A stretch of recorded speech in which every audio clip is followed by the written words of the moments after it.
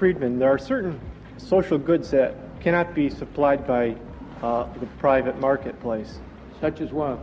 Well, let's say there are goods that either the marginal benefits cannot be separated, or that they're so lumpy that Such as what?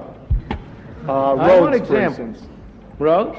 Roads. You can have private toll roads. You've had them for years. Is there any reason why this interstate highway that you have, the great interstate New York Thruway, is there any reason why that couldn't be leased out to private enterprises to run? And they could finance it by charging a fee? Okay, my question concerns social goods. Yeah. Do you accept the fact that there are certain goods that the private economy cannot supply? I accept that there are goods which the private economy is not likely to supply. I accept that there are goods in which it is difficult through a private economic system to charge everybody who gets the benefits from it. Okay. In those cases, however, it is also true that it's not easy for the government to supply it. You see, the problem with the direction you're going is that there's a strong tendency to say, here's a market failure. I have no way in which Rochester University can be made to pay those citizens of Rochester whose shirt is dirtied by the amount of smoke that comes from Rochester University's chimneys. All right, that's a market failure. Rochester is imposing a cost on people and ought to pay them for it. It's buying their services, in effect, their services of letting their shirts get dirty so that Rochester can heat its buildings. All right, now, that's true, that's a problem. But in those same cases, it's also difficult to have government do anything about it.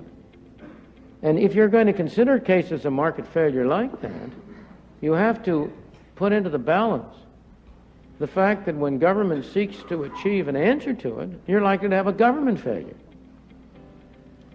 I agree. Yeah. Okay, I was leading up to this question. Okay, considering that there are externalities, like as you said, pollution. Right. How can government limit itself to distinguish between the social goods and the private goods? It cannot. And there is no easy way to limit it. There are hard questions. There isn't an easy answer for every question.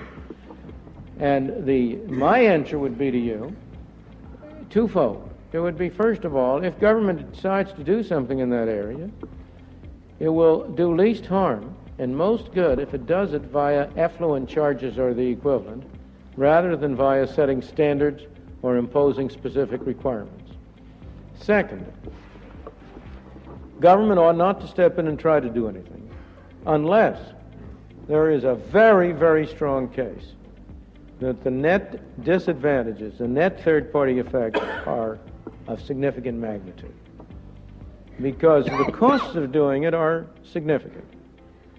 Government is going to do it imperfectly, and you're comparing one imperfection with another.